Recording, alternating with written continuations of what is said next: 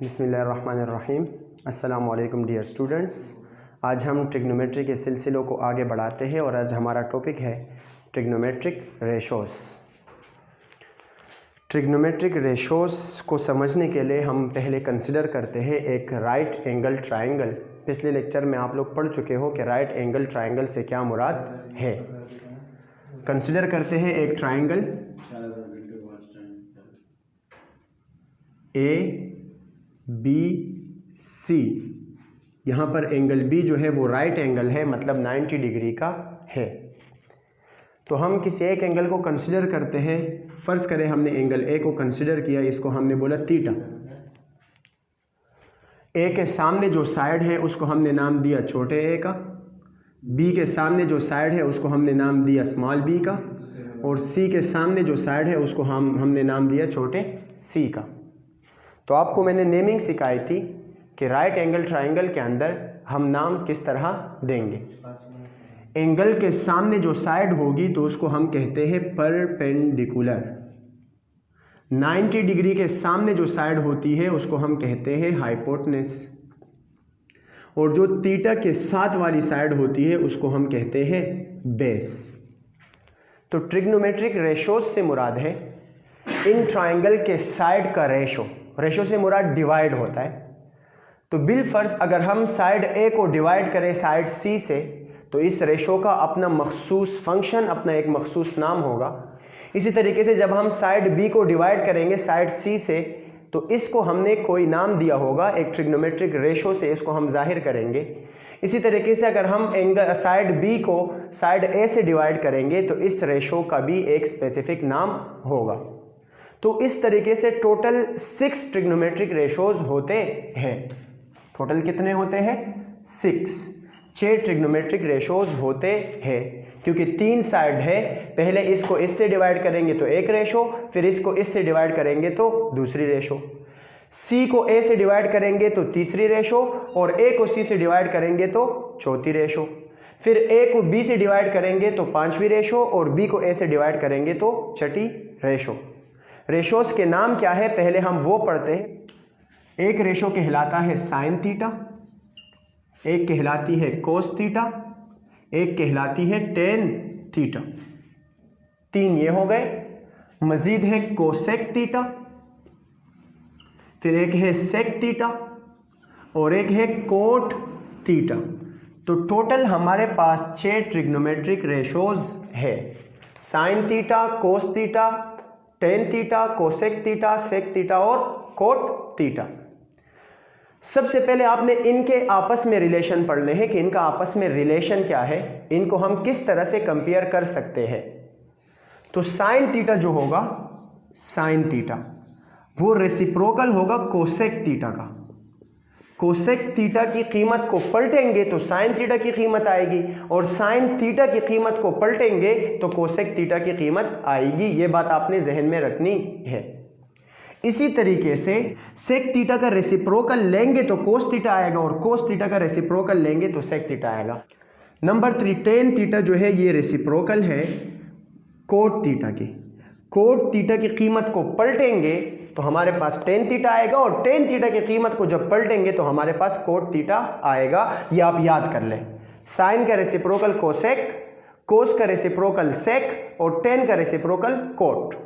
मैं आपको एक जुमला बताऊंगा, उस जुमले की मदद से आपको साइन,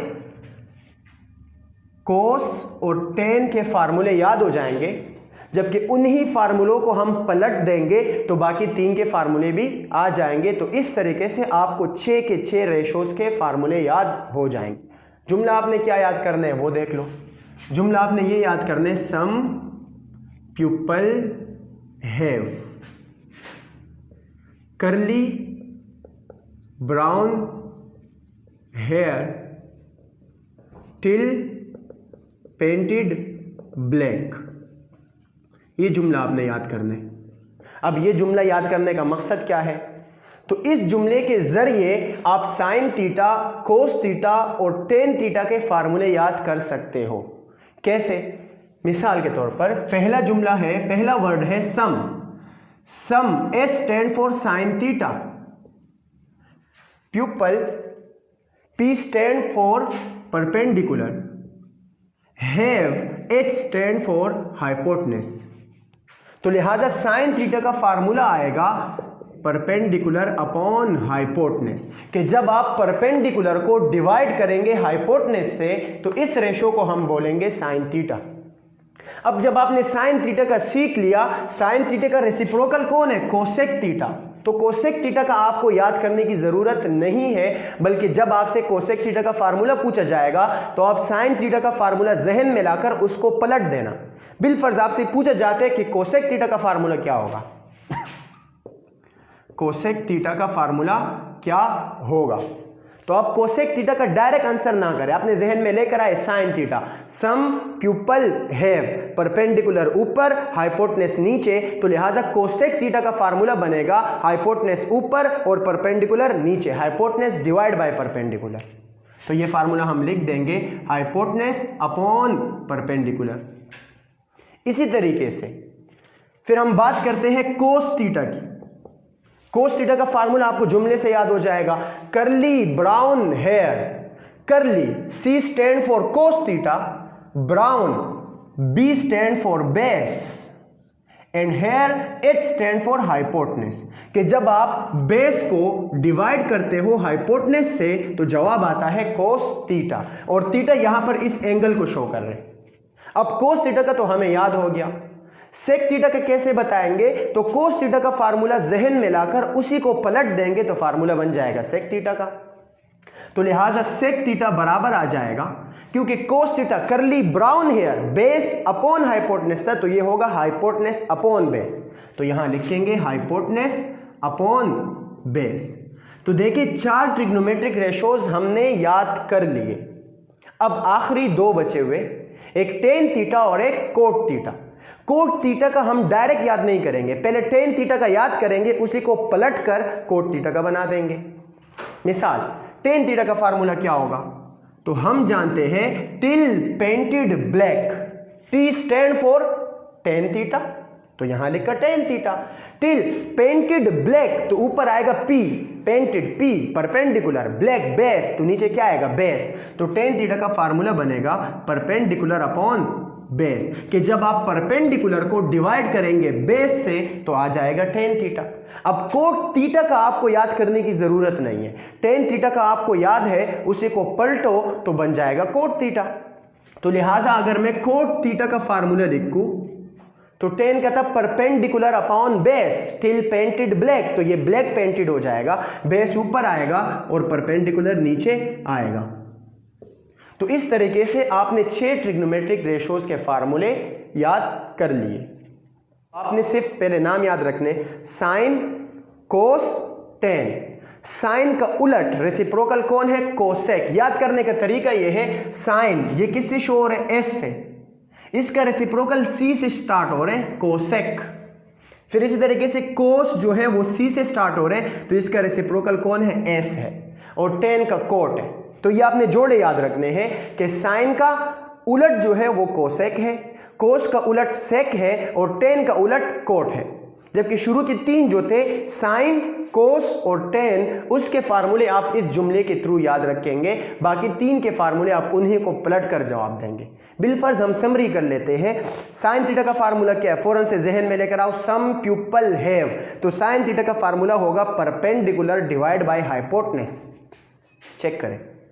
फिर आपसे पूछा जाता है कि कोसेक थीटा का फार्मूला क्या है, तो पहले आपके जहन में आएगा कि कोसेक थीटा जो है वो रेसिप्रोकल है, वो उलट है किसका, साइन थीटा का। तो साइन का फार्मूला क्या था, सम प्यूपल हैव, तो इसका फार्मूला होगा हैव प्यूपल, हाइपोटेनस ऊपर परपेंडिकुलर नीचे। चेक करें।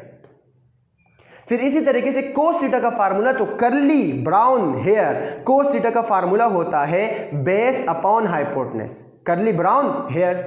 अब जब आपको कोस थीटा का फार्मूला याद हो गया तो सेक थीटा का आप खुद ब खुद बोल सकते हो। सेक थीटा क्या है, कोस थीटा का उलट है।